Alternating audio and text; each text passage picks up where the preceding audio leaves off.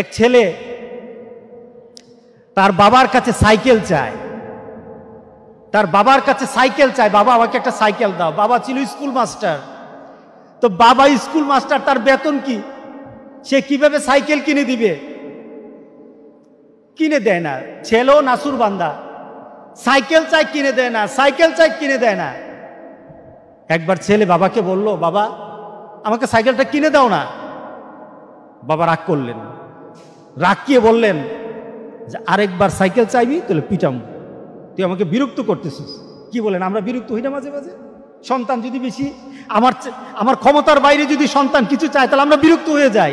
আরেকবার চাইবি তাহলে পিটা দেবো, তাহলে মাইর দেবো তোকে, তুই আমাকে বিরক্ত করতেছিস। সন্তান বারবার চাওয়ার কারণে বাবা বিরক্ত হয়ে গেল। সন্তান কিন্তু নাসুরবান্দা। সন্তান বাবার দিকে তাকিয়ে করুণ সুরে কাঁদতে কাঁদতে বলল, বাবা তুমি ওকে মারবা? তুমি ছাড়া আমি কার কাছে চাইবো বলো? তুমি ছাড়া তো আমার আর চাওয়ার জায়গা নাই। তুমি আমার আব্বা, এছাড়া আমি কার কাছে চাইবো?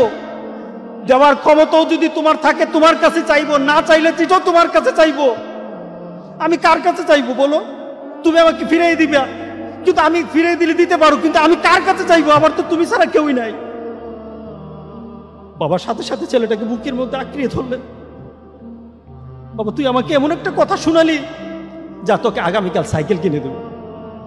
সুবহানাল্লাহ, সুবহানাল্লাহ। তার মানে কি, ছেলে তার বাবার হৃদয়ে টাচ করেছে। তার কথার মধ্যে আবেগ ছিল, ভালোবাসা ছিল, নিবেদন ছিল যে বাবা তুমি না দিতে পারো, কিন্তু আমার তো তুমি ছাড়া কেউই নাই। তুমি না বল আমাকে ফিরিয়ে দিতে পারো, কিন্তু আমার চাওয়ার জায়গা তোমার ছাড়া আর তো কেউই নাই, আমি তোমার কাছেই তো চাইবো।